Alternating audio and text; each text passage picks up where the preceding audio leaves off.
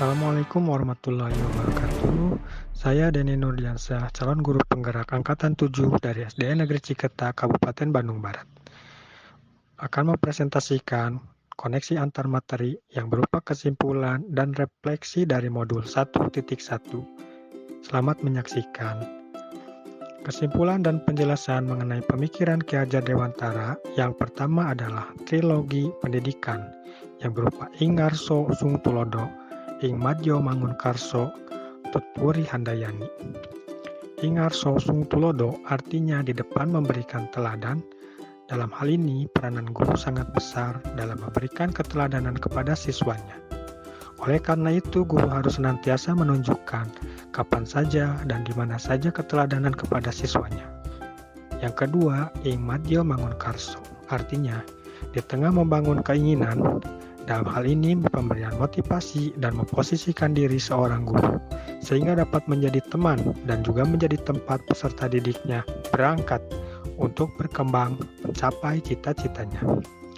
Yang ketiga adalah Tutpuri Handayani. Maksudnya adalah di belakang memberikan dorongan. Hal ini berarti guru harus selalu mendorong siswanya dalam mengembangkan bakat dan minat sesuai dengan yang dikehendakinya. Yang kedua yaitu pendidikan yang menuntun.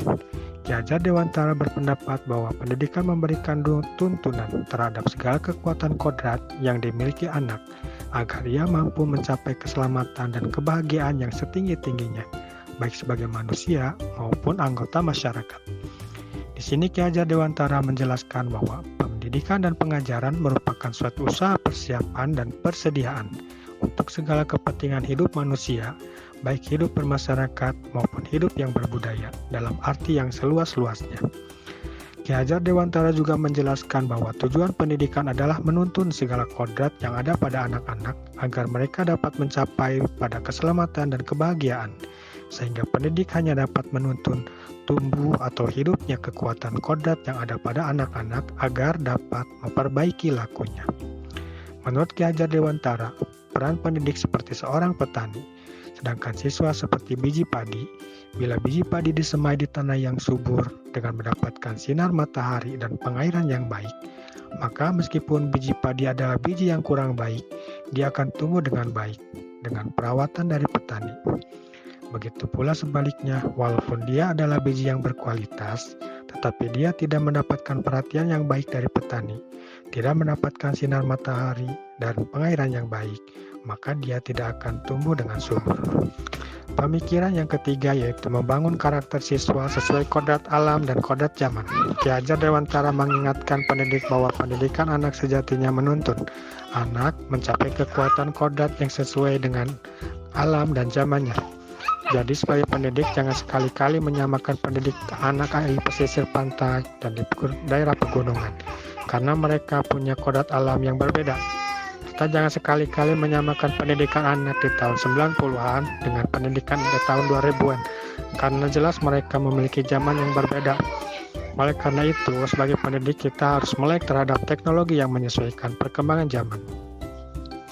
Yang keempat adalah penerapan budi pekerti atau watak atau karakter yang merupakan perpaduan antara gerak pikiran, perasaan, dan kehendak atau kemauan sehingga menimbulkan tenaga atau semangat.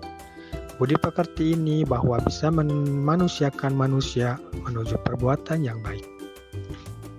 Apa yang saya percaya tentang murid dan pembelajaran di kelas sebelum saya mempelajari modul 1.1.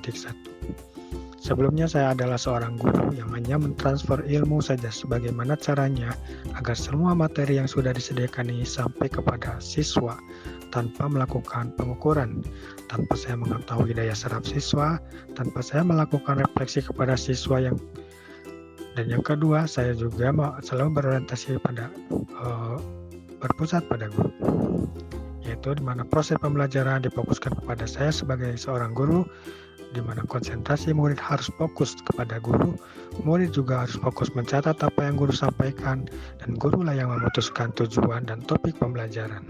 Guru juga yang mengukur tingkat perkembangan murid dengan menyediakan soal untuk murid dijawab.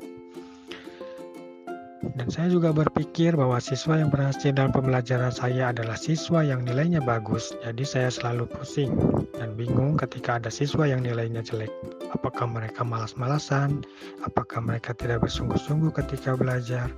Jadi saya hanya mengukurnya dari nilai saja. Kemudian saya menilai siswa juga dari pengumpulan tugas yang tepat waktunya. Bagaimana siswa ini dapat mengumpulkan tugas sesuai dengan deadline yang sudah saya tetapkan. Lantas apa yang berubah dari pemikiran dan perilaku saya setelah mempelajari modul ini? Yang pertama yang berubah adalah siswa menjadi sebuah subjek pembelajaran, bukan lagi sebagai objek. Siswa harus diberikan kesempatan yang seluas-luasnya untuk mengungkapkan ide kreativitas, berinteraksi dengan lingkungan, demi memperoleh pengalaman-pengalaman belajar yang baru. Siswa bukanlah bejana kosong yang bisa diisi dengan berbagai jenis air, tetapi siswa pada dirinya terdapat energi potensial yang harus diubah menjadi energi kinetik. Nah, untuk merubah dan membangkitkan potensi tersebut adalah tugas seorang guru. Tugas utama seorang guru adalah menciptakan lingkungan, alat, dan ide untuk mendorong siswa melakukan interaksi yang produktif dan memberikan pengalaman belajar yang dibutuhkan. Yang kedua adalah pembelajaran harus menyenangkan. Karena dunia anak adalah dunia permainan, sehingga pembelajaran anak harus menyenangkan, membuat mereka nyaman, sehingga mereka terasa santai dan tidak terbebani dalam belajar. Yang ketiga, guru adalah penuntun. Nah, dalam proses menuntun ini, siswa diberikan kebebasan, namun pendidik tetap sebagai pamong dengan memberikan tuntunan dan arahan, agar siswa tidak kehilangan arah yang membahayakan dirinya. Seorang pamong dapat memberikan tuntunan terhadap siswa agar menemukan kemerdekaannya dalam belajar. Yang segera saya terapkan agar kelas saya mencerminkan pemikiran Ki Hajar Dewantara. Yang pertama saya lakukan adalah mengidentifikasi kebutuhan siswa, agar saya tahu apa yang ada dalam pemikiran mereka, apa keinginan mereka, apa kebutuhan mereka, apa dunia mereka, agar saya lebih mudah menetapkan dalam pemilihan metode pembelajaran. Yang kedua, saya berusaha menjadi guru penuntun atau guru pamong, agar dapat memberikan arahan dan tuntunan kepada siswa agar tidak kehilangan arah. Selanjutnya, saya merancang pembelajaran yang menyenangkan agar membuat siswa nyaman. Merancang pembelajaran ini, saya bisa berkolaborasi dengan teman sejawat ataupun dengan siswa agar memang terbentuk pembelajaran yang sesuai dengan kebutuhan siswa. Nah, yang keempat, saya menerapkan pembelajaran yang berpusat pada siswa atau yang berpihak pada siswa, yaitu di mana siswa menjadi pusat pembelajaran. Jadi pembelajaran memang berdasarkan kebutuhan siswa dan berdasarkan keinginan siswa. Terima kasih guru-guru hebat yang telah menyimak. Semoga kita semua mampu menjadi pendidik yang menginspirasi siswa dan pendidik yang dirindukan oleh siswa. Salam guru hebat.